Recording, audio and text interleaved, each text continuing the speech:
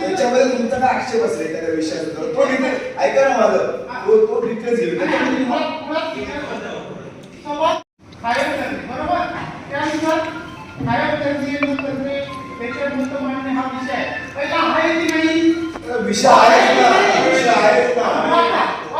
विषय कोणी आहे ना विषय आहे प्रमुख मुद्दे वाचा आणि संपवा वाचा तुम्ही तेच सांगतो ना मी त्या विषयात मला आक्षेप असेल हरकत घ्या म्हणणार सांगा विषय क्रमांक 21 कामाचे निविदा रद्द करण्याबाबत चर्चा करून निर्णय घेतले.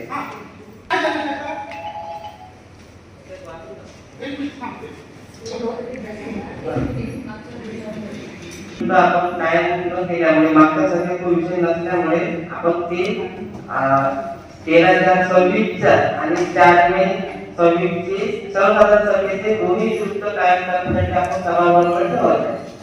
त्याच्यात 13/1 जो विषय सभा झाली त्याचा पहिला विषय होता 21 कामाचे निविदा रद्द करण्याबाबत चर्चा करून निर्णय घेतले. याच्यात सारांचा पुढे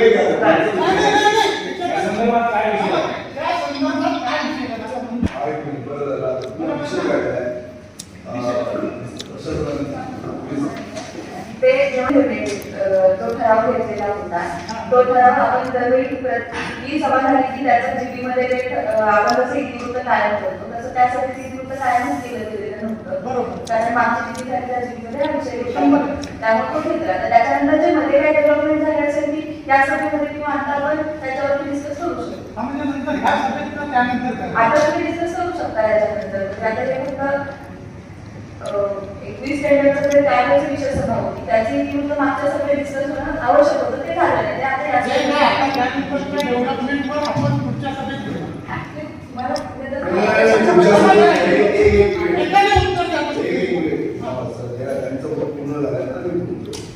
माझा ह्याच्यामध्ये आजच जिल्हाधिकाऱ्यांचा निर्णय झालेला आहे 21 निविदा आपण रोखले दिले होते आणि नव्यानं त्या निविदा काढाव्या अशा प्रकारची भूमिका सभागृहाची होती आणि तसा निर्णय झालेला होता. त्या संदर्भामध्ये जिल्हाधिकारी कार्यालयाचा जिल्हाधिकारी मॅडमचा निर्णय झालेला आहे. त्यांनी अर्ज केले होते 2 विषयावर अर्ज केले होते सन्माननीय अग्नि सदस्य एकामध्ये गेला होता दिव्यांगाच्या त्या वाटपाच्या संदर्भात तो अर्ज मिनिटला फेटाळलेला आहे अशा प्रकारचा आदेश झालेला आहे आणि 21 कामांच्या निमित्त रद्द झाला त्याच्या पद्धतीचा सुद्धा त्यांचा अर्ज हा फेटाळला झालेला आहे आणि त्याचा सगळा निर्णय हा त्या ठिकाणी जिल्हाधिकारी स्तरावरून आज सकाळी नगरपालिकेतून त्या ठिकाणी आलेला आहे. कदाचित तुम्ही अर्जदार असल्यामुळे कदाचित तुम्हाला सुद्धा त्या ठिकाणी मिळाले आणि हा विषय आता त्या ठिकाणी निकालात आलेला आहे आणि निकाली करण्यात आलेला आहे म्हणून मी आता सभागृहाला सांगतो की त्या निविदा रद्द करून आता नव्यानं लवकरात लवकर 2-3 दिवसामध्ये त्या नव्या सगळ्या 21 निविदा परत करा जेणेकरून त्याच्यावर काम करा. बोला तुम्ही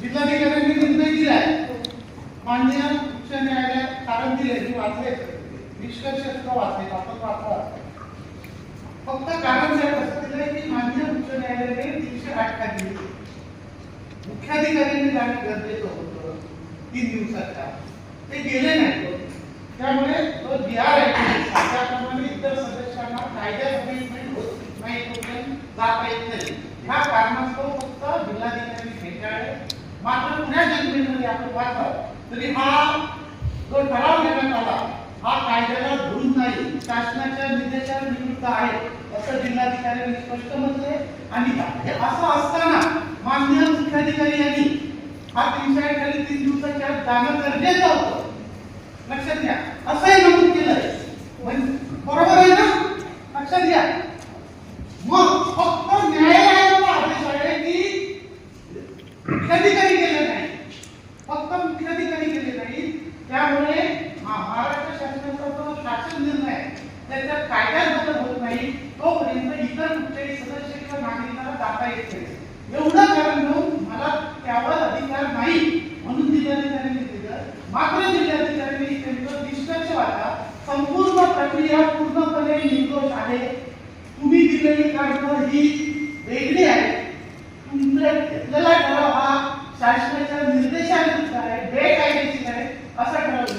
आता फक्त मला एकच सभागृहात आणि पत्रकारांना आपल्या यांच्यामार्फत जनतेला माननीय मुख्याधिकाऱ्यांनी सांगावं की हा बेकायदेशीर ठरावाची जो जिल्हाधिकाऱ्यांनी ठरवला आपणही त्याला त्याची पुष्टी दिलेल्या या निष्कर्षामध्ये आहे.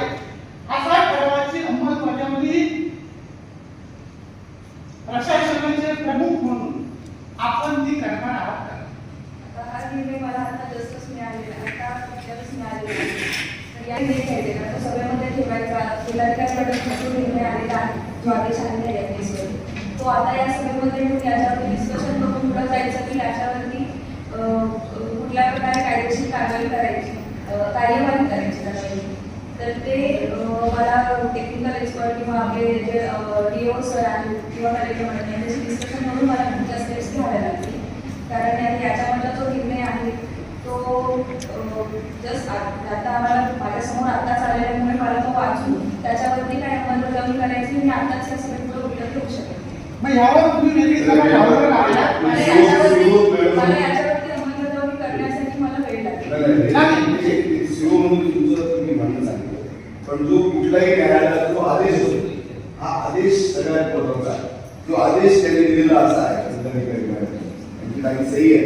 महाराष्ट्र नगर परिषद नगरपालिका औद्योगिक नगर अधिनियम 1965 मध्ये कलम 301 तसेच मेहरबान उच्च न्यायालयाच्या कलम IPL ठराव फेटाळल्यामुळे जी आम्ही नगरपालिकेच्या सभागृहाने जो ठराव निवेदन रद्द करण्याचा केला होता सगळ्या निवेदन त्या ठिकाणी रद्द कराव्यात आणि त्याचबरोबर नव्यानं तातडीने अवघ्या 3 दिवसात किंवा काय लवकरात लवकर करता येईल एवढ्या कमी दिवसामध्ये या 21 परत त्या ठिकाणी निवेदन कराव्यात.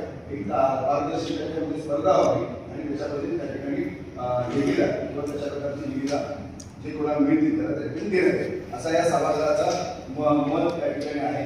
सभागृहाची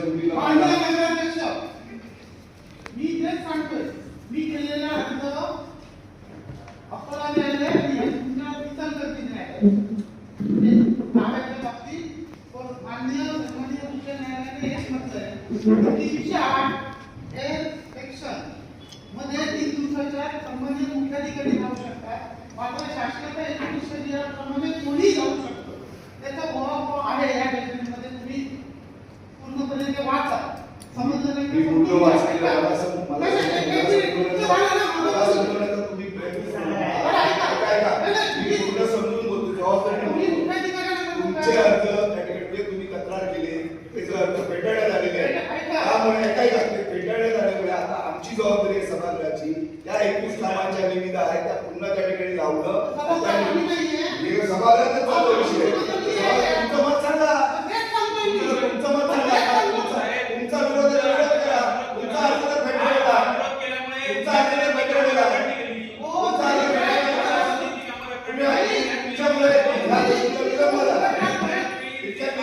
काम सुरू तरी सुद्धा आम्ही काय करतो कर्ज भेटलेला आहे त्यामुळे सभागृहामध्ये आपण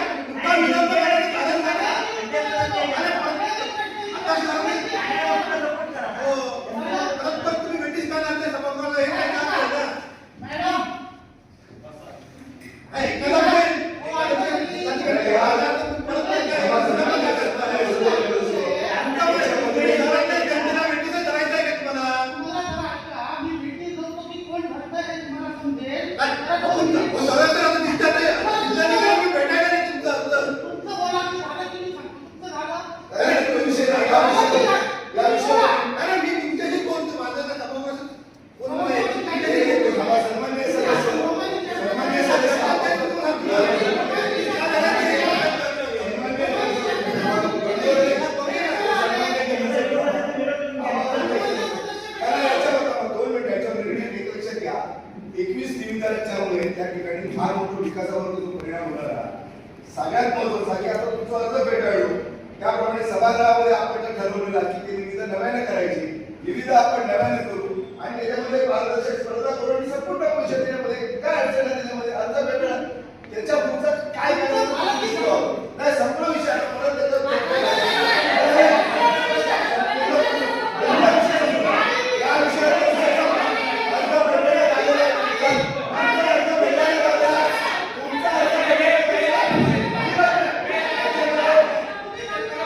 माजी आमदार राजन तेली यांनी ग्रामीण भागातील या उपक्रमाचे कौतुक केले आणि नागरिकांच्या मागणीनुसार शहराची नवीन आरक्षणे डोंगराळ भागात घेण्यासाठी प्रयत्न करेल असे सांगितले.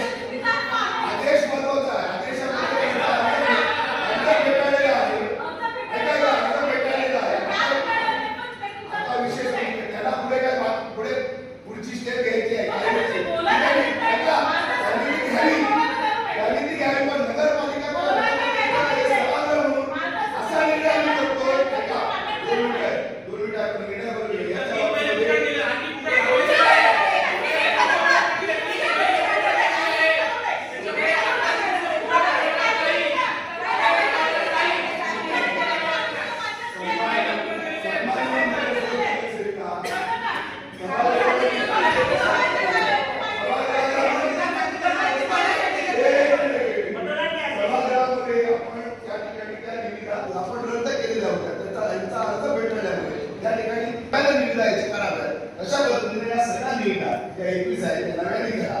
त्याच्यामध्ये